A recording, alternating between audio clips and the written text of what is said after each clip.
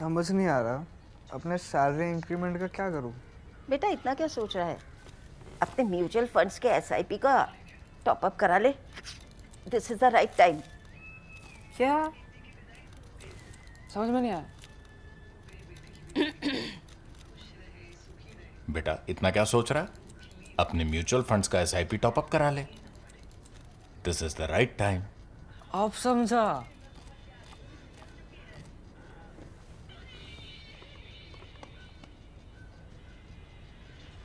Mutual fund investments are subject to market risks.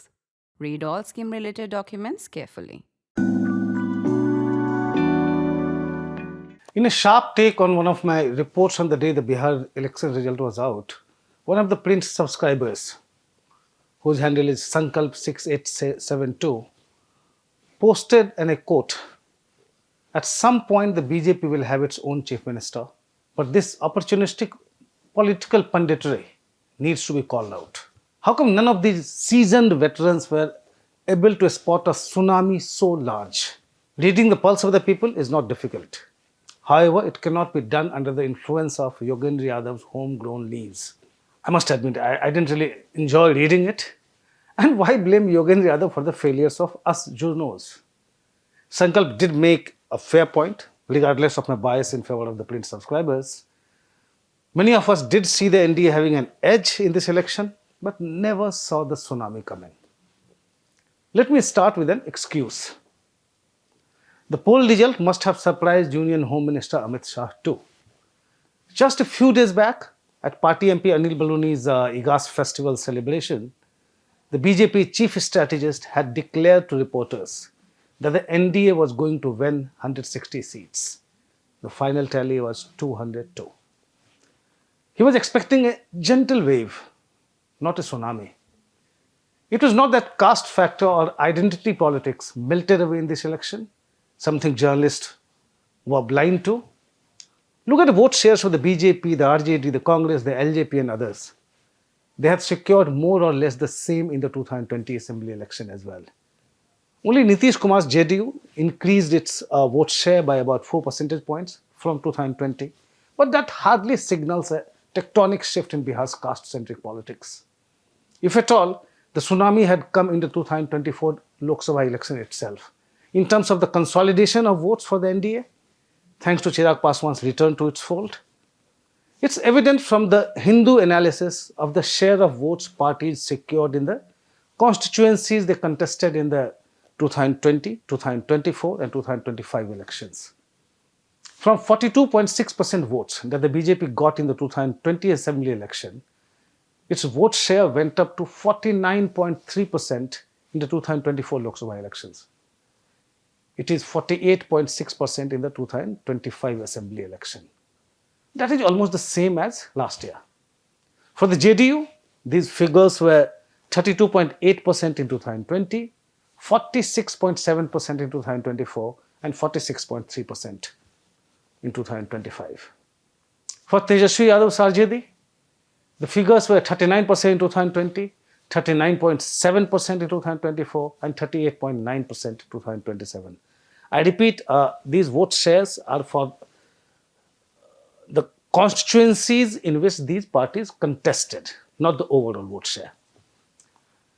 Thanks to Chirag Paswan's return to the NDA and the vote transfer efficiency of its constituent parties, the ruling coalition in Bihar had consolidated and optimized its vote base in the 2024 Lok Sabha election only.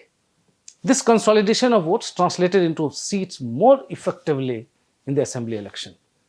The NDA had a much larger social coalition comprising the EBCs, non-Yadav OBCs, Dalits, upper castes, etc., who brought about the landslide victory. The obvious puzzle at this point would be, where was all this gyan or wisdom before the results? Well, blame it on the confirmation bias we struggled so hard to avoid. We heard and saw a series of gaffes and faux pas by Nitish Kumar, who did not seem to be mindful of what he was saying or doing. Official statistics about robust economic growth under him aside, the 9-term chief minister's politics and governance looked uninspiring and self-serving in general perception Then there was also the celebrated poll strategist, Prashant Kishore, who predicted doom for Nitish and the NDA. Who could forget his grand announcement in 2021 that if the BJP won more than 100 seats in West Bengal, he would quit poll consultancy. He was not just another politician. There came the confirmation bias. That is, after all these years, people had to be wanting a change. By and large, during the ground reportage, the people who were supportive of Nitish, whether for 10,000 rupees or the overarching social coalition or the pathetic opposition strategy, but that only made one believe that he would probably scrape through even after such massive anti-incumbency. But a landslide victory? Well, having said that, how do we apply these learnings from Bihar to the 4 states, West Bengal, Assam, Tamil Nadu, Kerala, and one union territory, Puducherry, that will go to the polls early next year? For now, let's look at these polls from the BJP's perspective. There's a secret recipe, single or a combination of magical potions, that the party seems to have discovered in assembly elections over the last couple of years. Bihar is not an outlier in terms of the scale of victory against massive anti-incumbency. Look at the results in Madhya Pradesh in 2023, Haryana in 2024, and Maharashtra in 2024. 163 out of 230 seats in MP, 48 out of 90 in Haryana, and the BJP's highest ever tally of 132, 232 for NDA in fact, out of 288 in Maharashtra. The BJP secured 48 out of 70 seats in Delhi, but Arvind Kejriwal must share the credit in that case. What's common about the results in these states and Bihar? The first ingredient of this recipe for success, and probably the most potent, is the poll eve cash transfer to women. Ladli Behan Yojana in MP, Ladu Lakshmi Yojana in Haryana, Maji Ladki Behan Yojana in Maharashtra, and Mahila Rozgar Yojana in Bihar. The BJP secured a historic win in Gujarat in 2022, winning 156 out of 182 seats, without resorting to freebie politics. But Gujarat is a different case altogether, a real outlier since Narendra Modi took over its reins in 2001. Amit Shah said after the Gujarat victory that the voters had rejected those who promised freebies.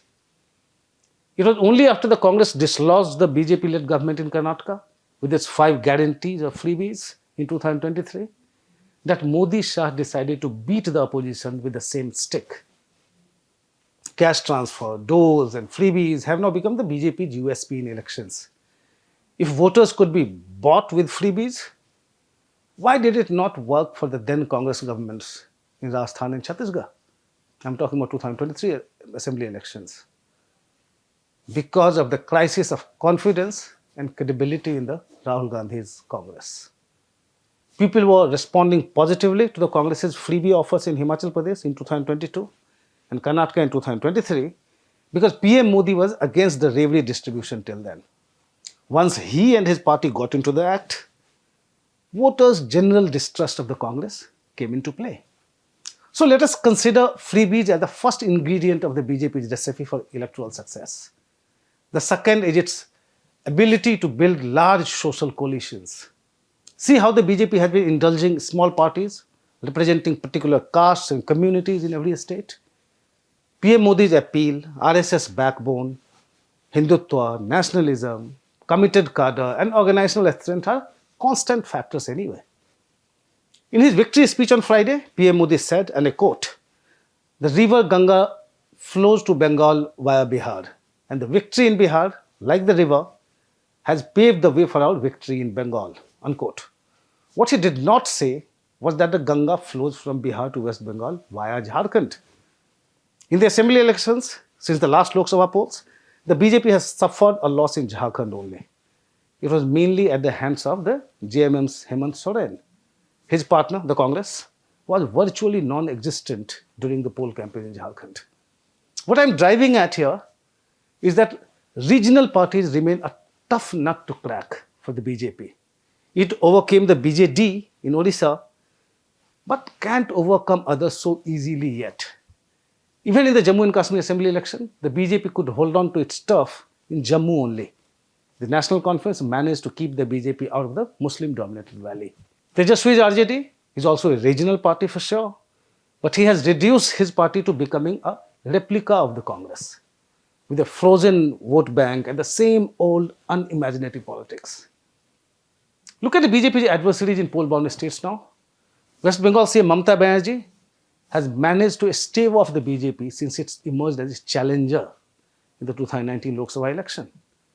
In West Bengal too, the BJP sought to coalesce a social coalition wooing Rajbangshis and Matuas, who together constitute around 36% of the Dalits, who constitute 23.5% of the total population in the state.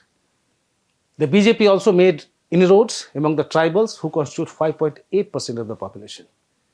These social coalitions, amplified by PM Modi's appeal, the RSS's grassroots network, and polarization strategy, did wonders for the BJP in 2019, as it won 18 of the 42 Lok Sabha seats in Bengal. Banerjee responded with a greater outreach to the communities the BJP was wooing. For instance, laying thrust on welfare schemes for those communities and forming the Narayani battalion of the state police, named after the Coach King, Nara Narayan.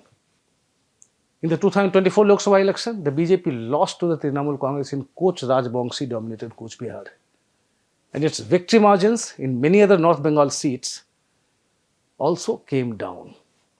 As for cash transfer to women, Mamata Banerjee increased the monthly payment under the popular Lakshmi Bhandar scheme early this year from 500 rupees to 1000 rupees for the general category and from 1000 to 1200 for Dalit and tribal communities. Don't be surprised if there is another upward revision ahead of the election. Look at the government's push to welfare schemes after 2019. She has been trying to be a step ahead of the BJP to preempt and stall its moves. In Tamil Nadu, it's not just Modi's appeal and Hindutva that the BJP is relying on. Once projected as a Brahmin Hindi party in the Dravidian land, the BJP has been empowering backward class leaders. Tamil Nadu BJP President Naina Nagendran is a Teva. His predecessor Annamalai is a Gaunda. Annamalai's predecessor L. Murugan is a Dalit. Before him it was Tamil Sai Soundararajan, a Hindu Nada. So was her predecessor Pon Radhakrishnan. Radhakrishnan and Murugan were ministers in the Modi government, while Soundararajan was sent to a Rajbhavan. Building these social coalitions as a solid support bloc is still a work in progress for the BJP. Bihar results may embolden the BJP cadre in Tamil Nadu, but it has a long way to go. As it is, it must ride piggyback on that AIDMK, which is still struggling due to internecine wars and the absence of a charismatic leader. A rival of Vijay on the political scene can only splinter the anti-incumbency votes. Tamil Nadu CM and DMK Chief M.K. Stalin can afford to smile at PM Modi's beware of Congress call. In Kerala, the BJP has been building a social coalition and making inroads into the dominant Nayar and Iravas communities. But it has a long road ahead in a state that has 46% minorities.